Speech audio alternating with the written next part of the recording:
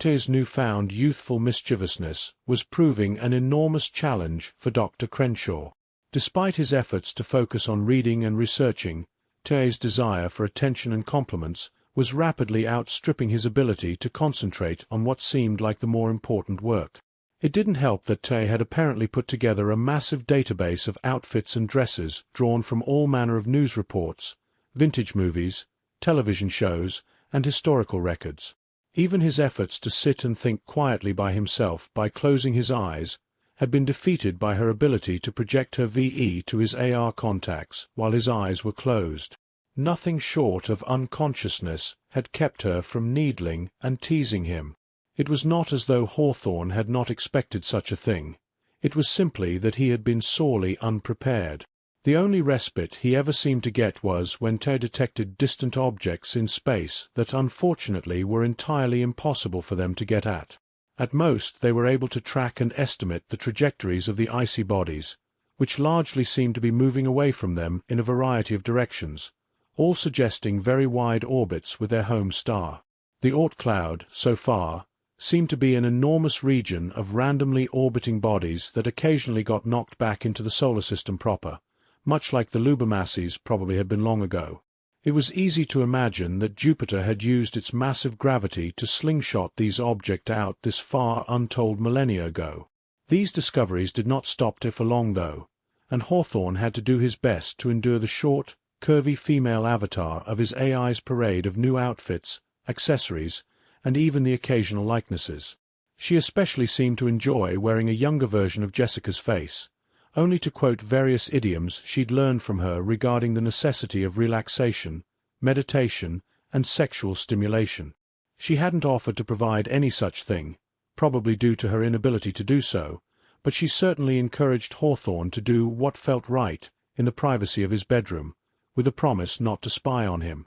Unremarkably, this left Hawthorne reluctant to even do that, which Ch did not fail to point out as abnormal compared to previous cycles, especially the earliest ones where he tended to take much longer showers.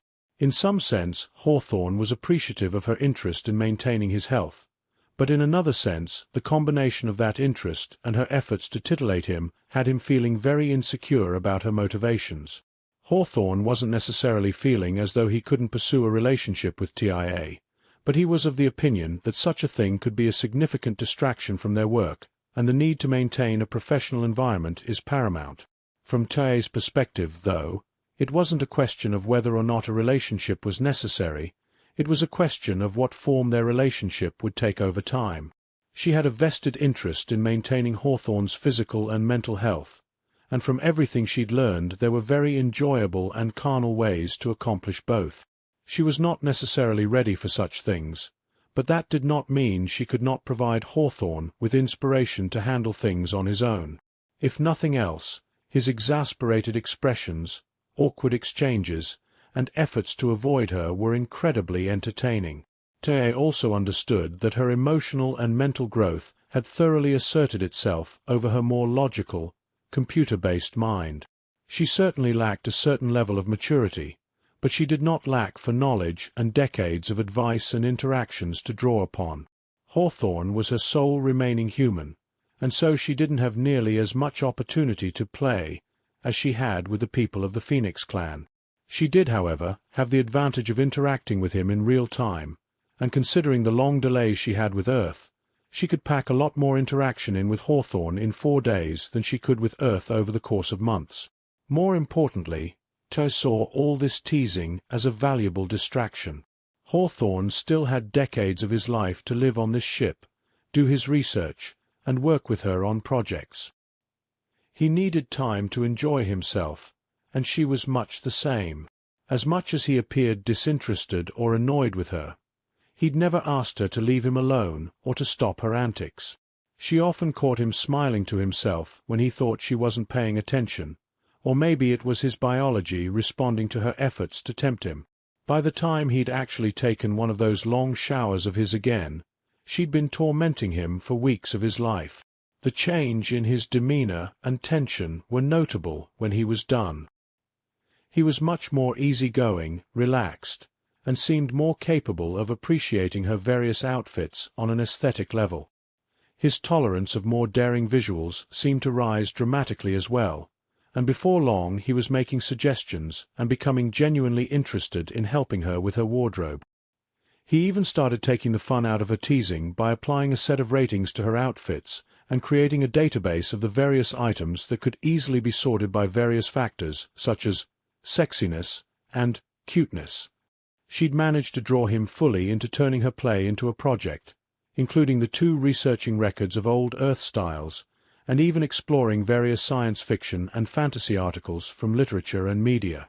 Just because Hawthorne was applying science to her wardrobe did not mean she failed to have effects on him, and she'd become increasingly adept at showing off more shocking items when he seemed to be getting relaxed, causing him to react quite comically. It wasn't abnormal for him to fall out of a chair or retreat to his bedroom when she appeared in clothing that could more easily be described as risque underwear rather than actual clothing. She imagined that Jessica would be proud, and even occasionally conjured up her likeness to high-five her with a self-satisfied smile on her face. Perhaps the biggest shock of all, though, came at the start of Cycle 42.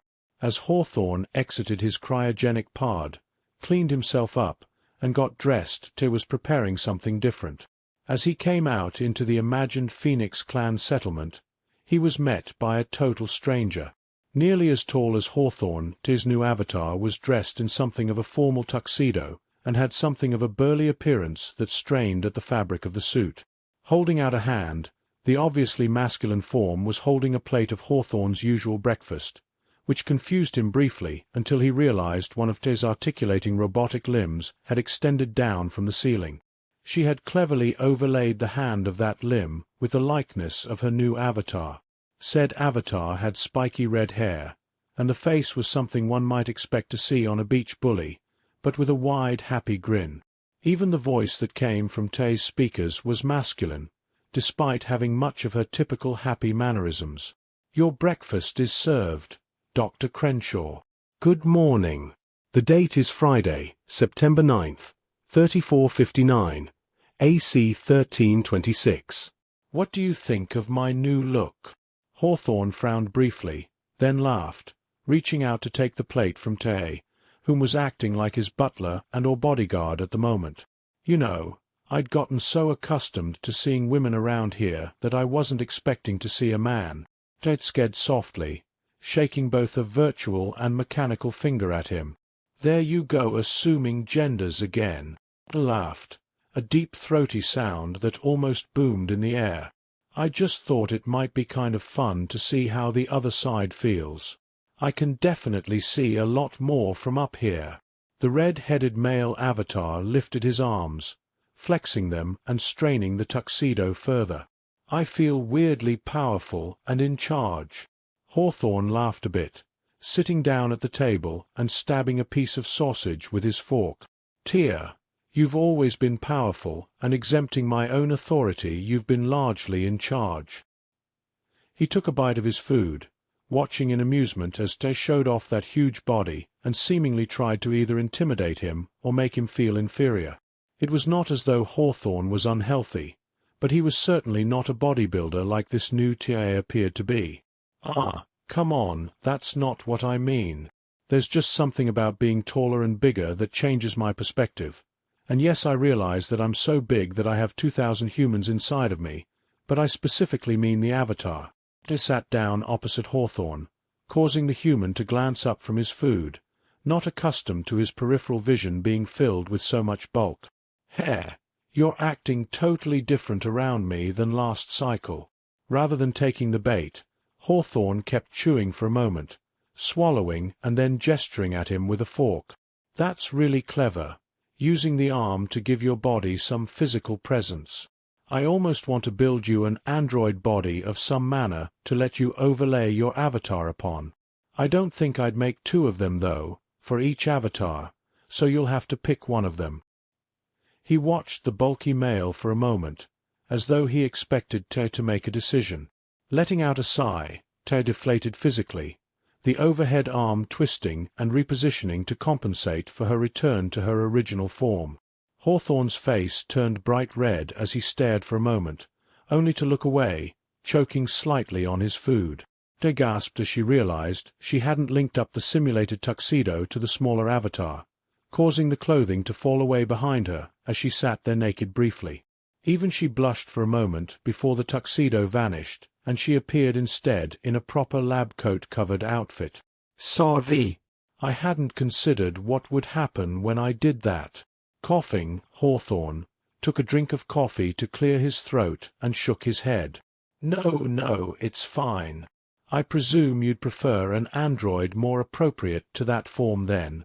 Hawthorne was glad for the distraction of talking about building something, as Te's careless flashing had woken him up far more than the chemical injections he'd just gotten from his pod. She nodded back at him though, laughing a bit at his reactions. Yes, please, though I had something else in the works that might make for an interesting complement to such a thing. I'll need several cycles to work on it though. Her little side project was coming closer to completion, even if her efforts to simulate the PCC were progressing very slowly. She didn't need to master that to accomplish her other goals. Hawthorne nodded back, eating some eggs, still pleased with how well preserved all this ancient food still was. He'd have to give Heather O'Malley a big hug when he next got to see her, the cryogenics specialist having handled designing his food storage system as well. I could design it and have you fabricate it for me, but I'd really rather build it myself, so while I'll still have you make some of the parts for me, I think we can both work on our projects over the same timeline. I might need a few months to finish it, so I'll probably have it done between cycle 60 or 65. How's that sound? Te nodded at that, though she frowned a bit as she tried to estimate her own project. I might need a little longer than that, but I'll be able to let you know by then. While she was certainly excited about her own project, Hawthorne providing her a physical body to move around in had its own appeals. It was such a different idea to the simple drones she had access to outside of the ship, or the arms she had inside the ship. She'd be able to move about and experience the world from a remote body not too unlike Hawthorne's own, at least in shape. She'd formed her experience of interacting with the world through her own unique means, so trying on a new body was way more interesting to her than trying on a new avatar.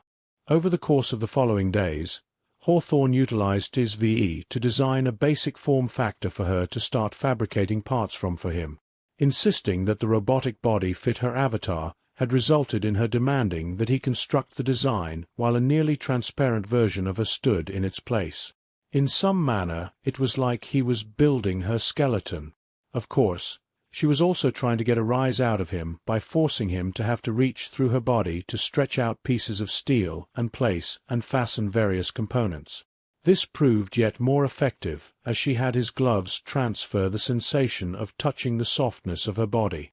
Hawthorne was not dissuaded though, and he focused instead on the feel of the hard steel components he was arranging and bolting together rather than the soft body he was reaching through to get at them. While it appeared he was growing more resilient to her advances, it was actually just that he was more able to ignore them when there was work to be done. The difference was not lost on her, but it did leave her somewhat unable to find a way around it. Comparing the work to his previous construction of the Phoenix Clan caravan, the Te android body was quite a bit more intricate. It was a great deal smaller though, so he did not need to spend a whole week designing it as he had with that almost 1,000-year-old caravan. If he were honest with himself, the excitement of actually putting the thing together was stimulating his imagination a great deal. He'd not properly had his hands on a machine he was building himself in so long, more than half a year from his perspective, that it was difficult for him to keep his ambition in check. By the time the design was finished, it was a shiny, chrome-looking machine with carefully articulated joints, an elegant form factor, and what would surely be a nearly silent series of electrical mechanisms. He was uncertain as to the viability of small form factor batteries for such a thing, so he had instead opted for it to have a rear-mounted power cable behind the shoulders, which effectively restricted its movements to the 2 rooms he generally had access to, but he didn't personally see that as an issue. Once Te was ready for them to do some proper chemistry in her VE, they could start working on batteries that could last for millennia. It was a bit of a frivolous use, but it was nonetheless a really useful technology that would be helpful in replacing T's need to recycle and rebuild the batteries she used for the ship every few centuries. T seemed pleased with the design, though she had plenty of criticisms as well. She insisted it should better mimic her shape, in particular her curves, though Hawthorne objected that completely different materials would be better for such things. He much rather wanted her to have the somewhat simple metal construct that she could overlay her avatar atop. He simply didn't see much of a point of developing artificial skin to fill out her figure when she could hide that frame. He eventually relented when she made it clear how much it could help in giving her a sense of touch, even if Hawthorne felt as though such a thing would only be useful in helping her improve the accuracy of her own simulation of herself. Hawthorne color-coded the things he needed her to make for him, and made a list of the other materials he'd need, such as wires, certain types of machine parts, and things like screws. The list also included tools he'd need her to retrieve from storage for him, allowing him to more easily assemble her android and handle necessary welding and soldering. It took her a fair amount of time to get everything together, but if she had a resource beyond everything else, it was time. She also had some ambitions. Even if it was slow-going, the design for a full-body version of Hawthorne's gloves was coming along well. In fact, observing Hawthorne's construction of her android had given her a lot of ideas for how to make him experience things like the weight of virtual objects by having such a suit pull on his body appropriately. She might even be able to simulate quite a lot more if her suspicions were correct. Any such things required her to simulate his body at the same time she was simulating her own as well as manipulating an android. She'd need a lot of practice multitasking such things, but now she had all the components she needed to do that practicing while Hawthorne was frozen. Hawthorne's distress over how she'd been treating him had him considering other ideas as well, though. Maybe her need for attention was something that Megan could help with? It was certainly not an ideal solution, and one he was concerned about the safety of, but perhaps he could find a way to make it work without endangering TAA or the ship and its crew. The real problem with Megan was providing her a computer capable of housing her mind without making her go insane. Ideally, it would be something that had no wireless capabilities and had to interact mostly verbally with TIA and Hawthorne. Something as simple as that should be relatively easy to control and shut down if it went insane, but realistically he had to experiment with copies of Megan first until he found a system type that would suit her well enough. The fact that Megan's data was a copy of her original wetware and hardware was not lost on him, but it remained a fact that the method she'd used was one that destroyed the original mind, suggesting that this was a more true copy than what he might copy from it. Data was data, though, and even if it was originally flesh and blood, it should be totally harmless to copy it as needed. Something still nagged at him about the morality of making copies of a person's mind, but it was much easier to justify experimenting on those copies rather than the original copy, allowing him to ensure the safety of the system before transferring the real Megan to it. None of it sat well with him, and when he compared how he felt about making copies of Megan to how he felt about making copies of T, he found himself even more conflicted. T could, at least, consent to having copies made of her. He just had to trust that Megan would approve of the methods needed to ensure she was safe in her new system. Honestly, considering Megan's significant survival instinct, the problems would probably be with the copies rather than the original. He had no way to be sure that if one of them went insane that they wouldn't dare to show signs of it, probably knowing full well that they'd have to be erased and replaced. Hawthorne found the whole thing endlessly intriguing. Megan Clark was a challenging individual to consider, and he wished he knew a lot more about her. Some initial work on helping her seemed potentially worthwhile. Moving her up on his priority list seemed a great deal more useful than it had before. She might even be helpful in establishing a central command nexus in the Alpha Centauri system in the event that he and TA could not find a way to utilize quantum entanglement to let TA manage it herself.